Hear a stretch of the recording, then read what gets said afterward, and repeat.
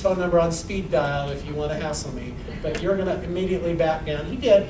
But not everybody can be as persuasive as me. My sister, one time at an apartment she managed, they came in and they said, we don't approve units with orange carpet.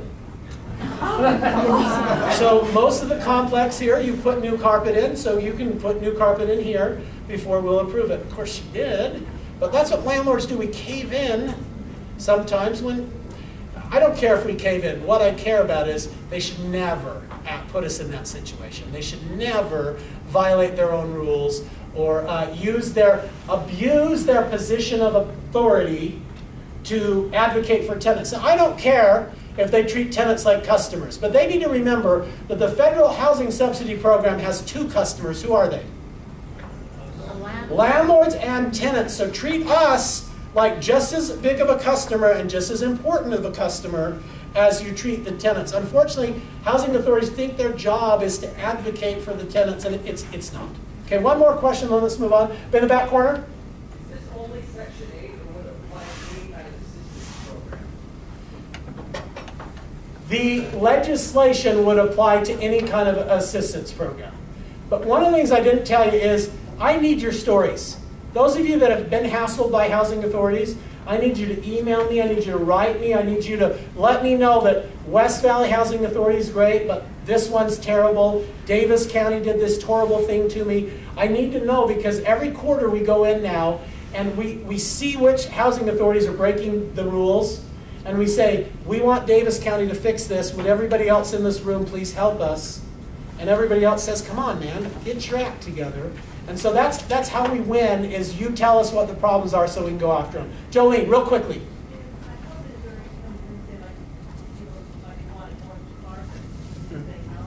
Of course you can say no, but then it's November, you're going to be empty 2 months. Some of us, you know, we're not required.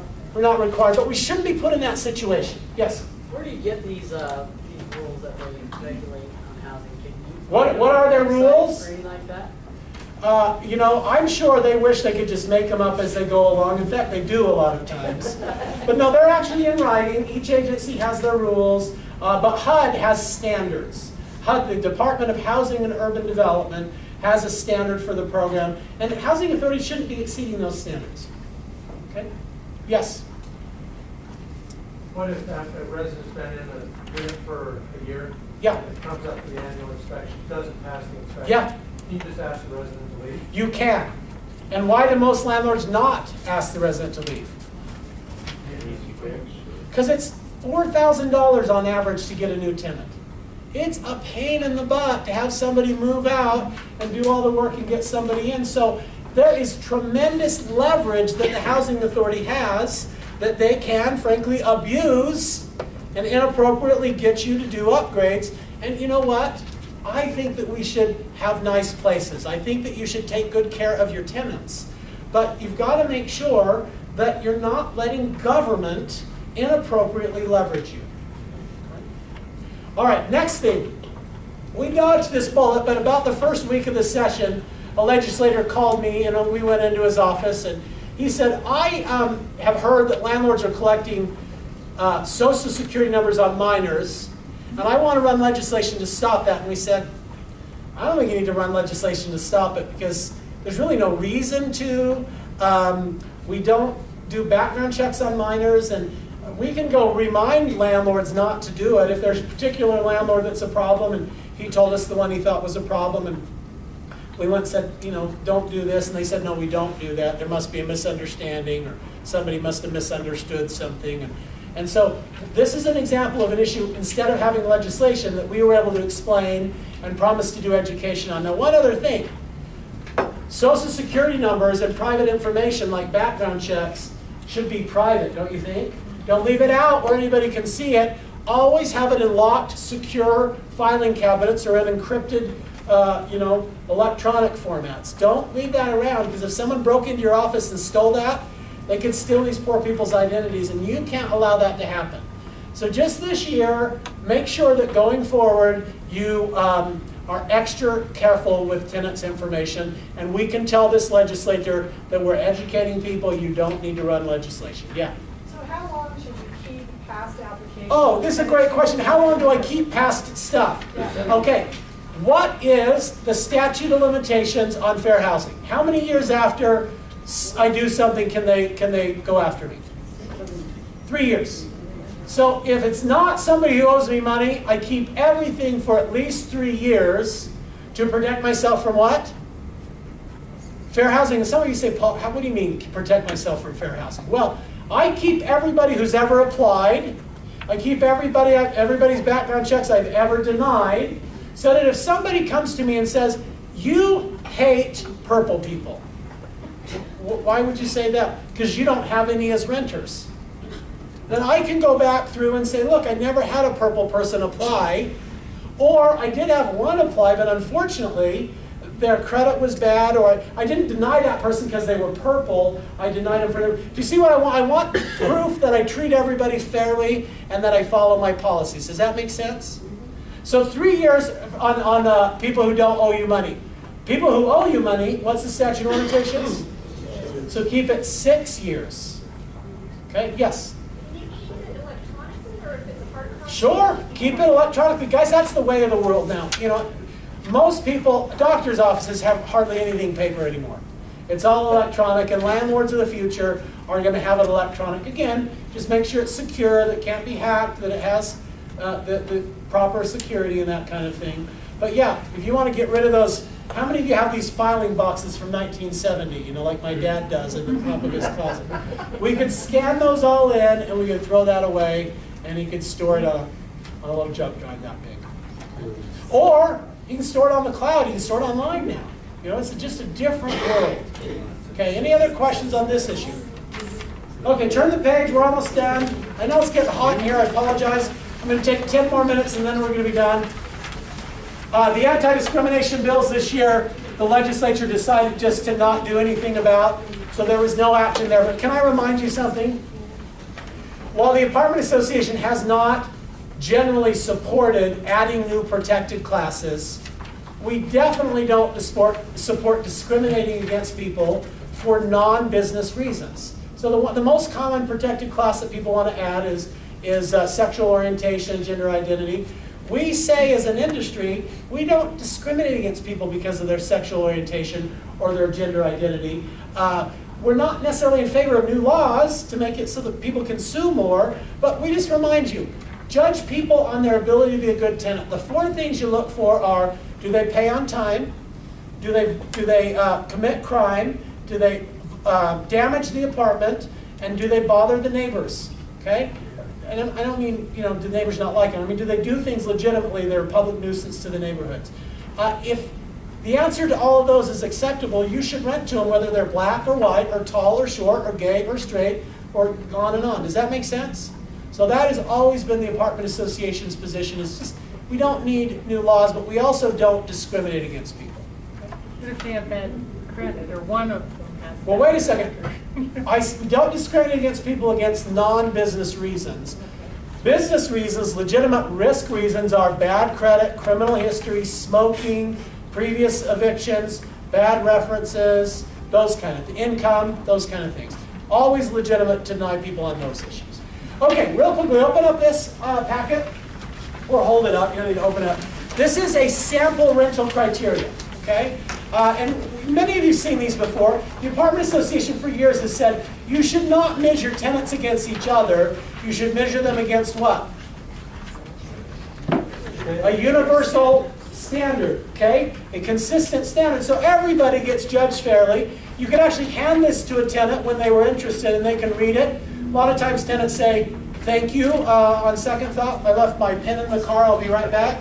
They opt out on their own, don't they? It's great. They don't waste your time, but they say, I don't like the carpet, I'm going somewhere else. Great, okay? That's wonderful. But can I remind you why it's better if you have 3 people on a Saturday morning that want your place? It's better to have one of these and to judge them individually one at a time against these standards than all 3 of them judge against each other. Let's say you have applicant 1, applicant 2, applicant 3. You go to look at applicant 1 and you say, yeah, she'd have probably been okay. Let me look at applicant 2. And applicant 2 is actually a little bit better. And you go, oh, this guy's better, but And you go to applicant 3 and you say, wow, dream applicant, just got into the University of Utah medical program, is going to be there 4 years, has 4 jobs and goes to school full time, will not be doing any wear and tear on the apartment. You know what sounds like my ideal tenant, just one person. So I'm going to say yes to him. And then now you got to go deny the other 2. How many of you would go to Maria number 1 and say, Maria, I just want you to know, I might have rented to a Hispanic had not a more qualified white guy come along. No, you would never say that, and so you can't have a process that does that. Does that make sense? We can't just unilaterally pick, oh, I like this person better than the other. It's got to be on a legitimate, consistent, and fair criteria. And would you go to number 2 and say, listen, I like families and all, but your kids scare me. And so luckily, I've got somebody who doesn't have kids, and I think that's a better risk. You would never do that because you know it's discriminatory. That's why you can't judge 1, 2, or 3 against each other. You've got to judge them consistently against the standard, okay? So let's go through the standards here. Usually you say, we judge people one at a time on these standards on a first come, first served basis. And you would say, we charge an application fee. What for? You're going to do a background check. Do you want to pay for it? No, you want the applicant to pay for it. Identification. Why do you want a photo ID? Identity theft is rampant in applications. They apply as somebody else and you approve them, and you shouldn't have. Okay, employment. We want to make sure people have steady income. Okay, I'm not saying everybody has to be employed, but we got to have some way to reassure us that they're going to be able to pay next month and next month and next month, right? Income. Most landlords want people who can pay the rent and eat, don't you think? And put gas in their car, and pay their taxes, you know what I'm saying, and go to a movie once in a while. And so you wouldn't rent a $1,000 place to somebody who only makes $1,100, would you? Most landlords say the best standard is that 1/3 of your income goes to housing. So you would need a $3,000 income to rent a $1,000 place, okay? Rental history, we like it when they've had good rental history because the best indicator of future performance is what? Past performance. So if their last landlord is not pleased, then you might not want to rent to them. Credit history, guys, none of our credit is perfect, although some of us are pretty close. You know, there's a lot of people in this room that your whole life very seriously made sure you paid your bills and on time and all of that stuff, and good for you. But there are some of you in this room that occasionally have had issues, and we shouldn't hold that against you forever. However, there are 4 very, very risky things with a renter that I might not want to ignore. How about a foreclosure, an eviction, a repossession, or a recent bankruptcy? Those all show that people use things without paying for it, right? And are we in the prepaid business? Yeah, people prepay their rent. We don't let them use it and then pay us later.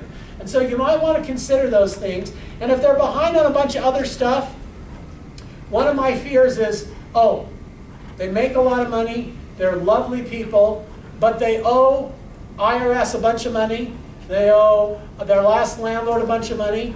What's going to happen to this wonderful income? It's going to be garnished. Or the IRS is just going to show up and garnish their whole bank account. And so guys, you got to understand that if you rent to risky people that have other people in line already to go after them, pretty soon you're going to be at the end of the line, not at the front of the line. Quick question, Julie. what about student loans? 'Cause Okay, student loans, I don't know that they're that risky. Okay? Even though they have a fair amount, I mean, that they're supposed to start paying. 'Cause like Student loans to me would be like medical collections. Do I love that people can't pay their medical bills? No, but I understand that it's just, there's a segment of our society that sometimes can't.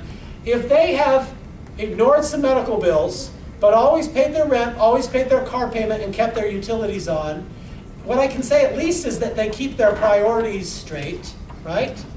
And so I would lump student loans kind of in that category. If they're paying their car payment and their rent and keeping the utilities on, but they're getting a little behind on their student loans, at least they have their priorities straight. And most of the time, There are some limited cases, but most of the time the government doesn't garnish people's wages to get student loans, especially the Obama administration. I mean, they're just giving away student loan money like crazy and forgiveness, and it's a great time to be a student, okay? Yeah. I noticed in this credit history, it doesn't have a credit score amount. Well, it does. So we're going to look next at this credit history, but let me finish criminal history. Criminal history, why would I care? Do I have to ask? Yeah, we don't want sex offenders. We don't want violent criminals. We don't want arsonists in our apartments, okay? And so it is legitimate for us to say, listen, if you have a history of doing illegal, inappropriate things, I don't want you here. Okay, nothing personal, but frankly, I don't want the risk. So it's perfectly legitimate to set standards, and your standards can be, A, no criminal history ever. Is that fine? Sure. Your standards can also be, it has to be older than a certain number of years, and it can't be too serious. I mean, let me give you an example. If somebody was a sex offender in their 20s, and they're in their 40s, most landlords would still not touch them. Am I right? Okay?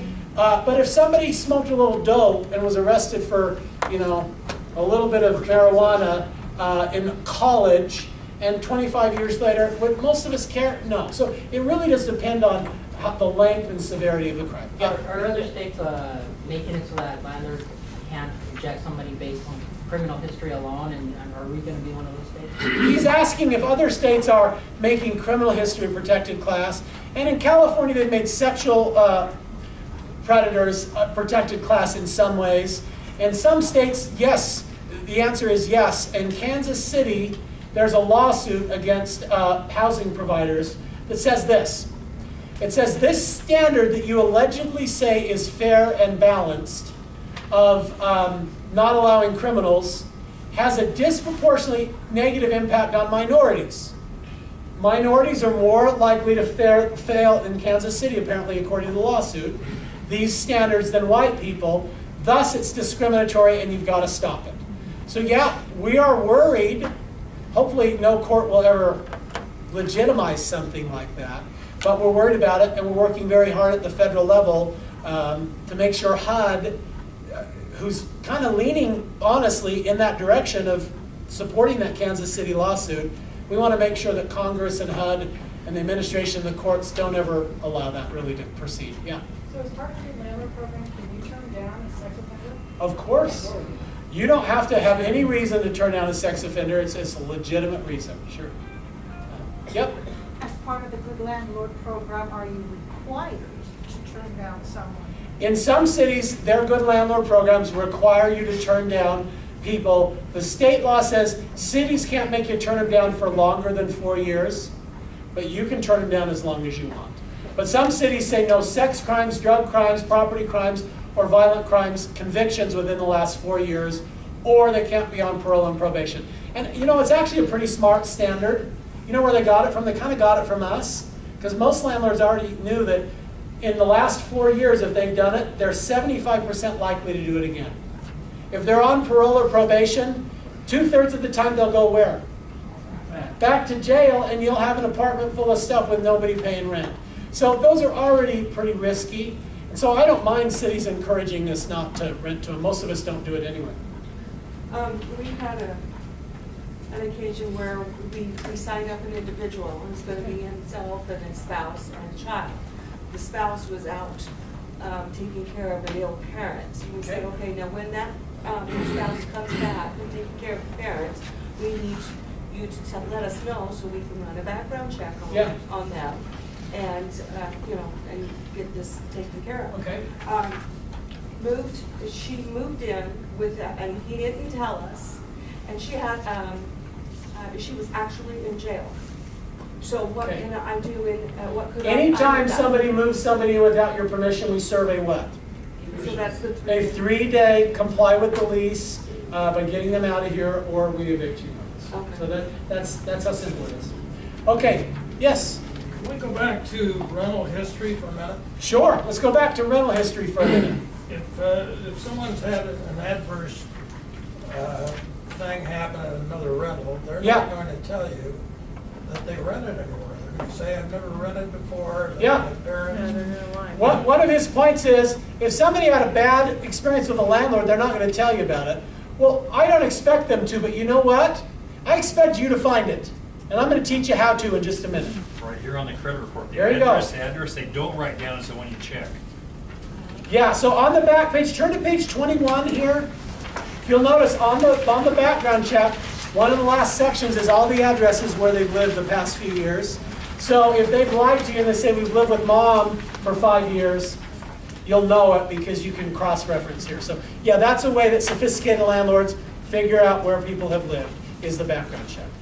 But how do you know how to contact those people? How do you know how to contact them? I don't contact them. They've lied to you. If you lied to me on an application, you're done. Yeah. I'm not giving you a second chance. Yeah. So how much does everybody check references? Because I find, especially in the bigger apartment community, Yeah. they don't give you a reference without a written letter. Yeah, they just fill out the written letter and send it in. And what they mean is just copy the bottom of your application and send it in. Oh, okay. Yeah, that's fine. Yeah. I don't, it's somewhat related, strange. I've been, have a 21 units for 55 years. Okay. Never had to evict any.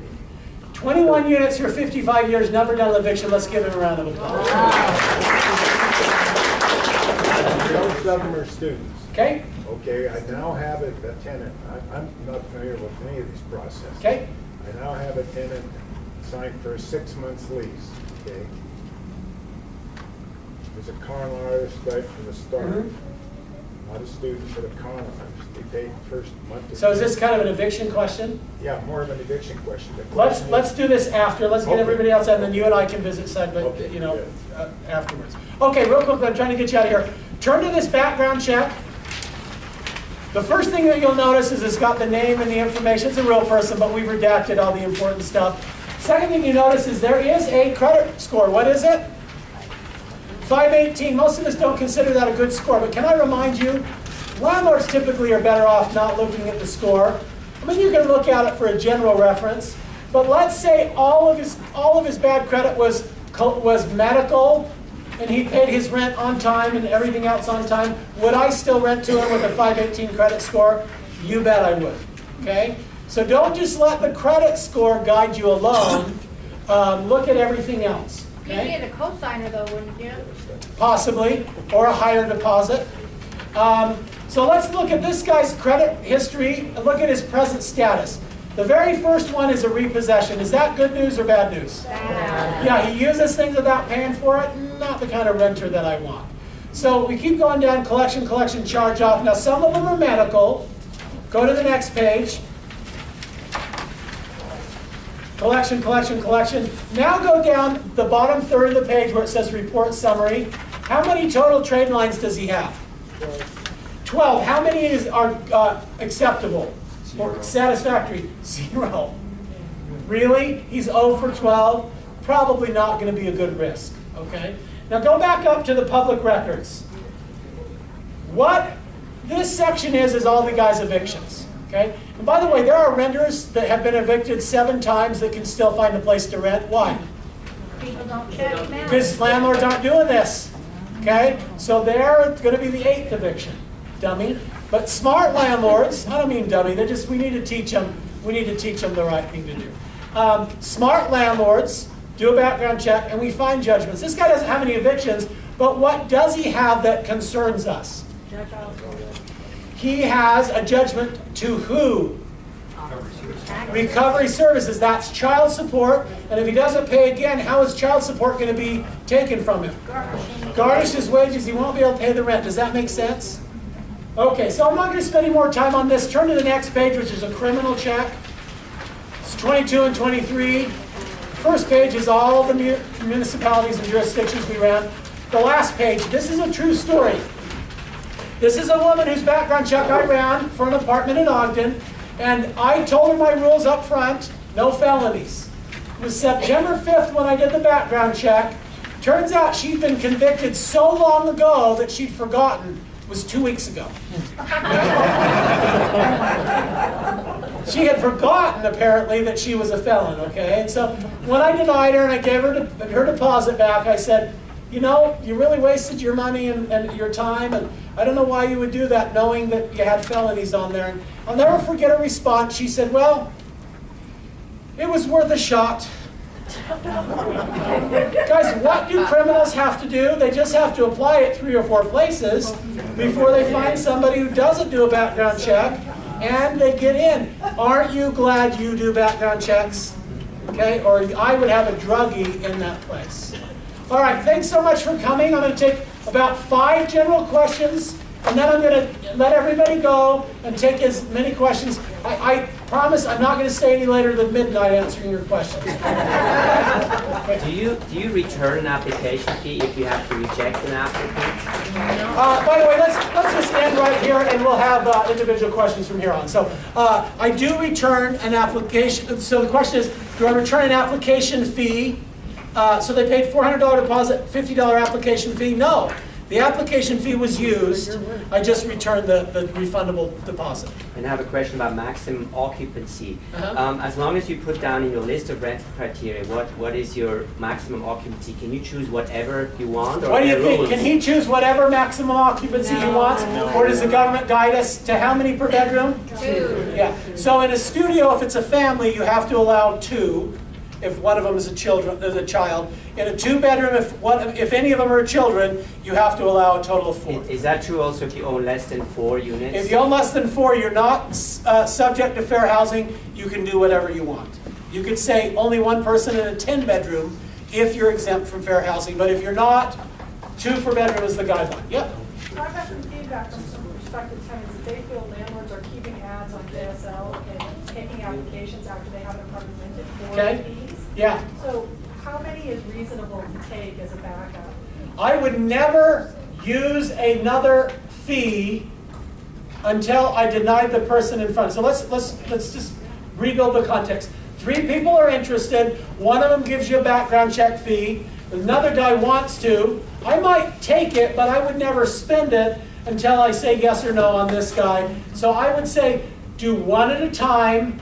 Never do 2 at a time. Never. That's not fair to take their money if you really didn't have it open to begin with. Except that I find that if I tell somebody I've got an application and if that one doesn't pass, you're next in line, they disappear on me. Yeah. Well, I understand that, but she says they disappear on her if she's honest with them. I still think one of the burdens of being a good business person is we have to be honest with them. Okay. Other questions in the back, John? And we still, if we have 3 people interested, and we still say you have to perform immediately? Okay, they're not in line until they give me what?